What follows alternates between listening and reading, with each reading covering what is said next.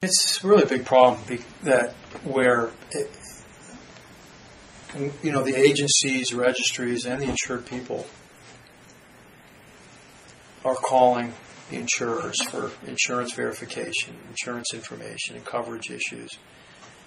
And when the insurer says no, they accept it. It's such a huge problem because there's an inherent conflict of interest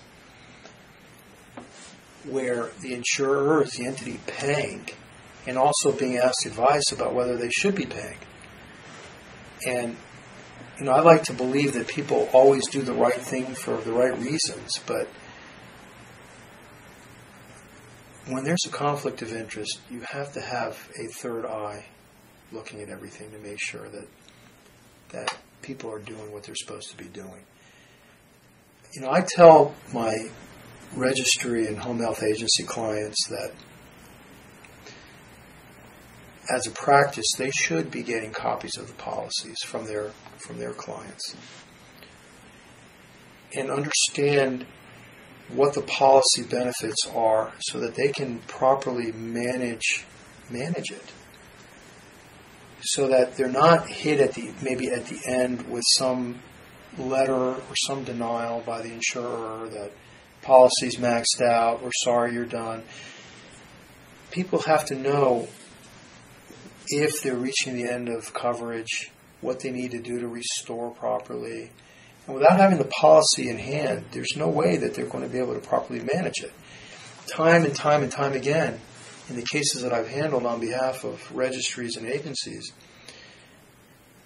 the controversy arises at the end of the claim period where there's no information or not credible information flowing between the insurer and the provider.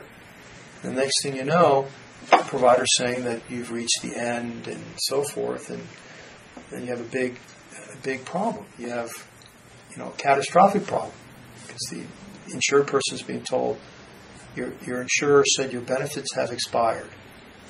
And nobody's been able to plan for that. Nobody's been able to deal with that in advance. So, to me, if the policy is the mechanism that is driving the care and the benefits, the caregivers should have the policy and understand it. And I've told my registry and agency clients that if they get the policies, I'll be more than happy on their behalf and on behalf of the insurers to look at it and give them just 2 or 3 lines about what certain triggers they have to look out for and how to properly plan and utilize the policy so that there is no catastrophic cutoff of benefits.